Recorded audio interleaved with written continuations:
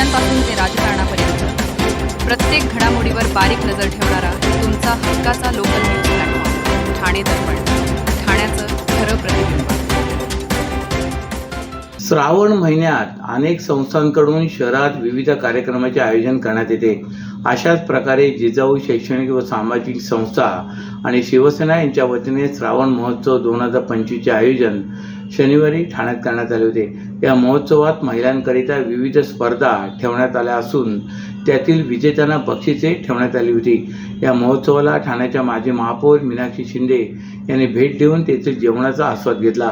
यानंतर त्यांनी पत्रकारांशी संवाद साधला.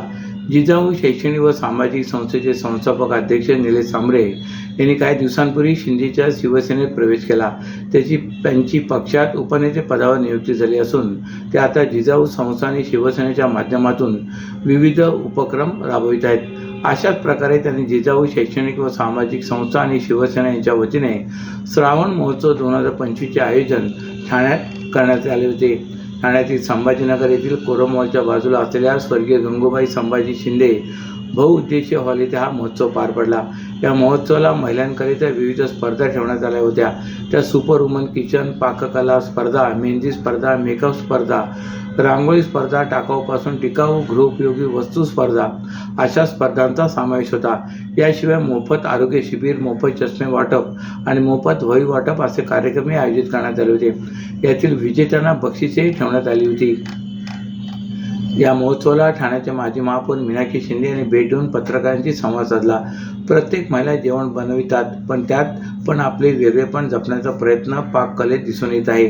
स्पर्धेसाठी आलेल्या महिलांमध्ये वेगळ्या प्रकारचे जेवण करण्याचा गुण आहे आणि अशा प्रकारचे जेवण आपल्यालाही करता आले पाहिजे. जिजाऊ संस्थेने चांगला उपक्रम राबविला असून त्यात विजेत्यांसाठी भरघोस बक्षिसे ठेवली आहेत.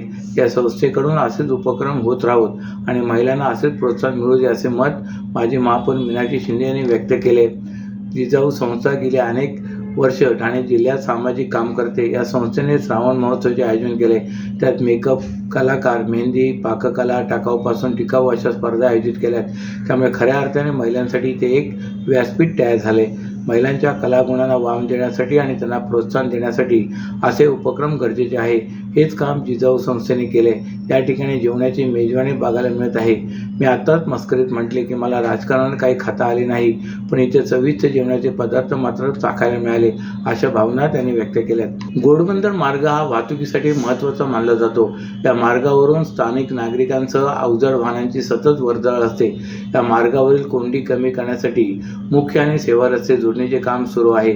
याशिवाय मेट्रो प्रकल्प उभारण्याचे कामही सुरू आहे. या सर्व कामांच्या प्रगतीचा आढावा घेण्यासाठी स्थानिक आमदार व राज्याचे परिवहन मंत्री प्रताप सरनाईक यांनी आज घोडबंदर मार्गाचा पाहणी दौरा केला. त्यावेळी त्यांनी मुंबई महानगर प्रदेश प्राधिकरणाच्या अधिकाऱ्यांना महत्त्वाचे निर्देश दिले. घोडबंदर मार्गावरून सुरू असलेल्या सर्व प्रकल्पांच्या कामांच्या प्रगतीचा आढावा घेण्यासाठी स्थानिक आमदार व राज्याचे परिवहन मंत्री प्रताप सरनाईक यांनी घोडबंदर मार्गाचा पाहणी दौरा केला. यावेळी ठाणे महापालिका, मुंबई महानगर क्षेत्र विकास प्राधिकरण, वाहतूक विभागाचे संबंधित अधिकारी यावेळी उपस्थित होते. यावेळी सरनाईक म्हणाले की 5 ते 6 वर्षापूर्वी ठाणे मेट्रोचे काम सुरू झाले तेव्हा सेवा रस्ता मुख्य रस्त्याच्या बाजूला होता. परंतु घोडबंदर मार्गावरील वाढती वाहतूक कोंडी लक्षात घेता तत्कालीन मुख्यमंत्री एकनाथ शिंदे यांना विनंती केली की सध्याचा सेवा रस्ता मुख्य रस्त्यामध्ये विलीन करावा, जेणेकरून घोडबंदर रस्त्यावरील वाहतूक कोंडीचा प्रश्न मिटू शकेल. त्या अनुषंगाने 600 कोटी रुपये अतिरिक्त निधी त्यासाठी उपलब्ध करून देण्यात आला. हे काम पावसाळ्यानंतर सुरू करून या वर्षाअखेरीस पूर्ण करावे. तसेच सेवा रस्ता आणि मुख्य रस्ता याच्या मधोमध मेट्रोचे स्थानकाचे जिने उतरत असल्यामुळे ते भविष्यात प्रवाशांना धोकादायक ठरू शकतील, अशा तक्रारी नागरिकांकडून येऊ लागल्यात. या संदर्भात प्रत्यक्ष पाहणी करून तोडगा काढण्यासाठी या दौऱ्याचे नियोजन केले होते. सध्या सेवा रस्ता हा मुख्य रस्त्याशी जोडला जात असल्यामुळे रस्त्याची रुंदी वाढलेली आहे. परंतु जिथे मेट्रो स्थानक आहे तिथे प्रवासी उतरण्याच्या जिन्यालगत प्रवाशांना पूरक वाहतूक व्यवस्था निर्माण करणे गरजेचे आहे, असेही सरनाईक म्हणाले. ठाण्याच्या घोडबंदर रोडवर आज दुपारी 2:30 वाजण्याच्या सुमारास एका गॅस टँकरने अचानक पेट घेतल्याची घटना पातलीपाडा उड्डाणपुलावर घडली. गुजरातच्या दिशेने जात असलेल्या या गॅस टँकरला लागलेली आग इतकी भीषण होती की काही वेळातच परिसरात धुराचे लोळ पसरले होते. आग लागल्यामुळे घोडबंदर रोडवरील दोन्ही बाजूंनी मोठ्या प्रमाणात वाहतूक कोंडी निर्माण झाली होती. नागरिकांमध्ये भीतीचे वातावरण निर्माण झाले होते. घटनेची माहिती मिळताच ठाणे अग्निशमन दलाचे पथक, ठाणे महापालिका आपत्ती व्यवस्थापन घटनास्थळी दाखल झाले व त्यांनी आग आटोक्यात आणण्यासाठी शर्थीचे प्रयत्न सुरू केले. सुदैवाने या घटनेत कोणतीही जीवितहानी झाली नसल्याचे प्राथमिक माहितीवरून समजते. मात्र गॅस टँकरचे मोठे नुकसान झाले. आगीचे नेमके कारण अद्याप स्पष्ट झाले नसून या प्रकरणी संबंधित यंत्रणांकडून चौकशी सुरू आहे. या घटनेमुळे सुमारे 1 तास वाहतूक विस्कळीत झाली होती. पोलीस व वाहतूक विभागाने तत्काळ मार्ग मोकळा करण्यासाठी हालचाली सुरू केल्या व वाहतूक सुरळीत करण्याचे प्रयत्न सुरू केले. महाराष्ट्रातील भगिनींना आधार देणारी राज्य शासनाची मुख्यमंत्री माझी लाडकी बहीण योजना. या योजनेअंतर्गत अल्प उत्पन्न गटातील 21 ते 65 वयोगटाच्या भगिनींना मिळणार दरमहा 1500 रुपयांची मदत. अर्ज करण्यासाठी 31 ऑगस्ट 2024 पर्यंत मुदतवाढ. कुटुंबाचं वार्षिक उत्पन्न 2.5 लाख रुपयांपेक्षा कमी असलेल्या महिला पात्र. कुटुंबाकडे पिवळं किंवा केशरी रेशन कार्ड असल्यास उत्पन्नाचा दाखला आवश्यक नाही. पांढरं रेशन कार्ड असेल किंवा रेशन कार्ड नसेल तर कुटुंबाचं वार्षिक उत्पन्न 2.5 लाखांपेक्षा कमी असल्याचा दाखला आवश्यक. योजनेसाठीचा ऑनलाईन अर्ज नारी शक्ती दूत ॲपवरून किंवा पोर्टलवर भरता येईल.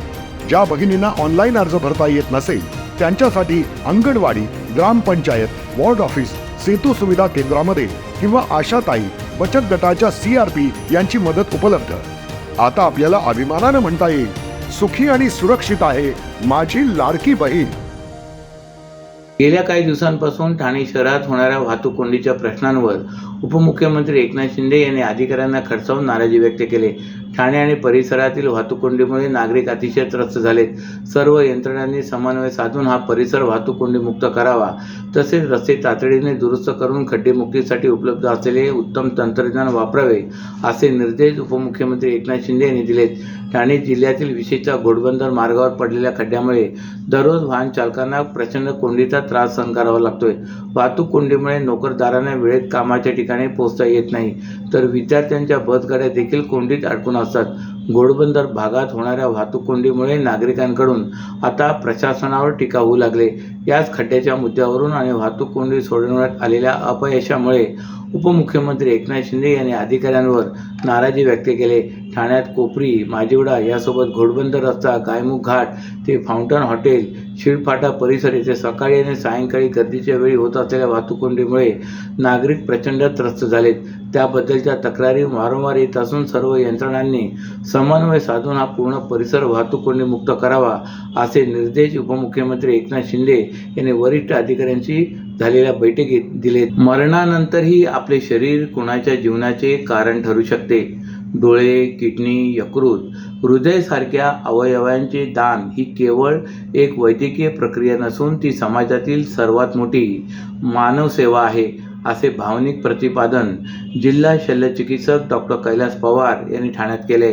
राज्यभरात 3 ते 15 ऑगस्ट या कालावधीत सार्वजनिक आरोग्य विभागातर्फे अवयव दान पंधरवडा चळवळ म्हणून राबवली जाते.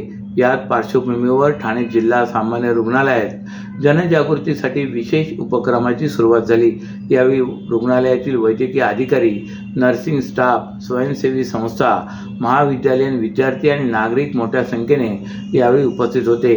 अवयव दानामध्ये समाजाचा सहभाग वाढवण्याची गरज आहे. सध्या प्रतीक्षा यादीत हजारो रुग्ण आहेत. त्यांच्यासाठी प्रत्येक अवयवाचे मूल्य अमूल्य आहे असेही डॉक्टर पवार यांनी सांगितले. मृत्यूनंतरही आपले काही भाग कुणाच्या शरीरात जिवंत राहतात ही भावना अंतःकरणातून समजून घेण्याची गरज त्यांनी व्यक्त केली. या अभियानाअंतर्गत पोस्टर स्पर्धा, रांगोळी स्पर्धा, पथनाट्य, ऑनलाईन व्याख्यान, आरोग्यविषयक सत्र, सोशल मीडियावरील जनजागृती, OPDमध्ये QR कोडद्वारे प्रतिज्ञा रजिस्ट्रेशन आदी उपक्रम राबवले जात आहेत. 15 ऑगस्ट रोजी अवयवदात्यांच्या कुटुंबांचा सत्कार होणार आहे. हा केवळ सन्मान नव्हे तर समाजाला दिला जाणारा एक संदेश आहे. मरणानंतरही माणूस जिवंत राहू शकतो. या कार्यक्रमावेळी जिल्हा शल्यचिकित्सक डॉक्टर कैलास पवार, अतिरिक्त जिल्हा शल्यचिकित्सक doctor Dheeraj Mahagade, doctor Mrunal Raut, doctor Archana Pawar, social worker Shrirang Seet आदी मान्यवर आणि कर्मचारी मोठ्या संख्येने उपस्थित होते.